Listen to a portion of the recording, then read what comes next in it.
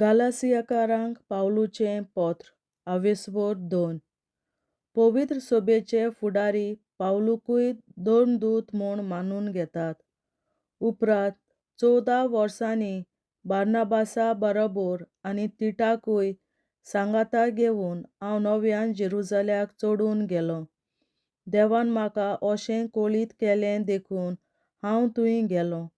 आनी विदेशां मदें हांव परगटीत आयलां तें शुभ वर्तमान हांवें फुडाऱ्यां मुखार खासगी बसकेंत घालें. कित्याक म्हणल्यार म्हजो आतांचो आनी आदलो वावर निर्फळ जाल्लो म्हाका नाका आसलो. तेन्ना म्हज्या सांगाता आसलोल्या तिटाक पर्यान तो ग्रीक जावनूय सुनोत करूंक कोणें बोल केलें ना. तरी थोडे भाव आमचे मदें घुसले.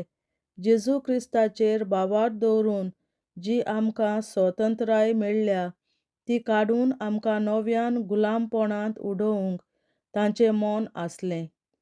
पूण तुमकां परगट केल्ल्या शुभ वर्तमानाचें सोत सुरक्षीत राखूंक दवरचे खातीर तांचे मुखार आमी एक खिणभर पर्यान मान बागूंक ना.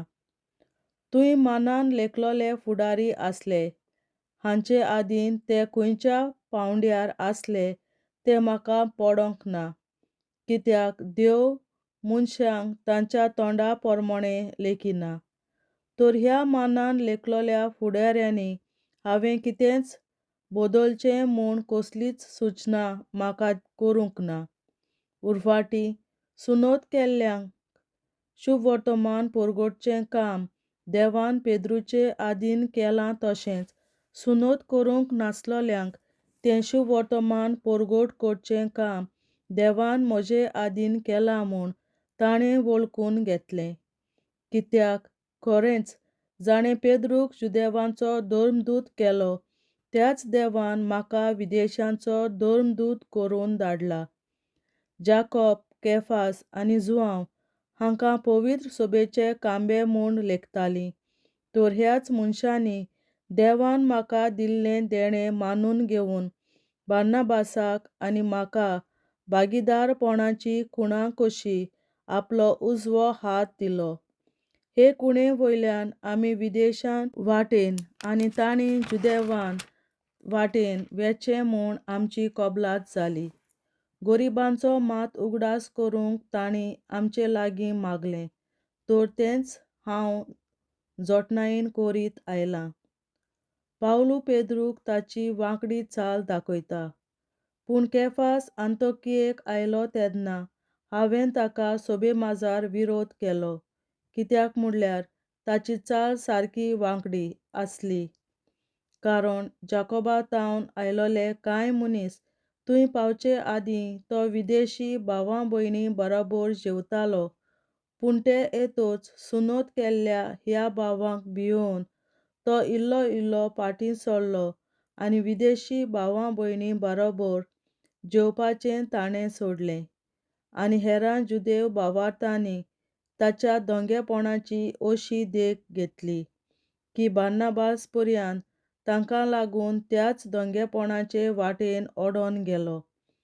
पूण शुभ वर्तमानाच्या सोताचे वाटेन ते नीट सारके चलनात म्हूण पळयतच हांवें सगळ्यां हुजीर केफासाक म्हणलें, तूं एक जुदेव, तरी जुदेवांची चाल सोडून विदेशां भाशेन तूं जियेताय.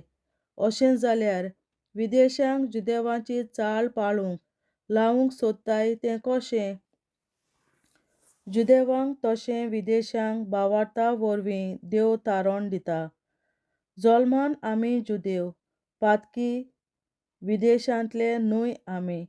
तरी पूण हें आमी जाणो. सुमूट फर्मायता तीं कामां करून न्हय, पूण जेजू क्रिस्ताचेर बावार दवरून की खंयचेय मनशान देवाक मानवलोलीं जातात.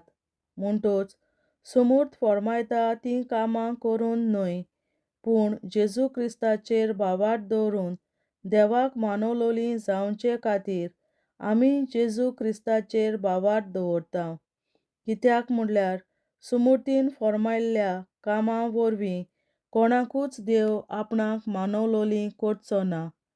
पूण क्रिस्ताक आमी भावार्थान एकवटल्यार देव आमकां आपणाक मानवलोली करता म्हूण आमी पातयेतावन देखून विदेशां भाशेनूच आमी पातकी म्हूण सांगचें जाल्यार खूद क्रिस्त आमकां पातकी बेसांत घालपाचें कारण जालो. अशेंय सांगचें ना की ना, जें हांवें मोडून उडयल्लें तेंच हांव नव्यान बांदूंक लागलों जाल्यार हांवें तें मोडून वायट केलें म्हूण दाखयता. देवाचे कुशे पोरमोणें जियोंचे पासत खूद सुमूर्ती वरवीं हांव तिका मेलों, मुणगे सुमूर्तीक म्हजेर आनीक अधिकार ना. क्रिस्ता बराबर हांव कुर्सार मारलोलो आसां. हांव आतां जियेतां तो हांव न्हय, तर क्रिस्त म्हजे ताईं जियेता. म्हज्या अस्कोत मनशा सैबांत हांव आतां जियेतां तें जिवीत कसलें तें सांगतां. म्हजो मोग केला आनी म्हजे खातीर आपणाकूच समर्पण दिलां त्या देवाच्या पुताचेर भावार्थ दवरून हांव जियेतां. देवाचे दयाळेचें देणें हांव सोडून दिना, कित्याक सुमूर्ती उदेशीं देव मनशाक आपणाक मानवलोलीं करता जाल्यार क्रिस्त फकत मेलोसो जालो. देवाचें उतोरें. देवाचे व्हड उपकार.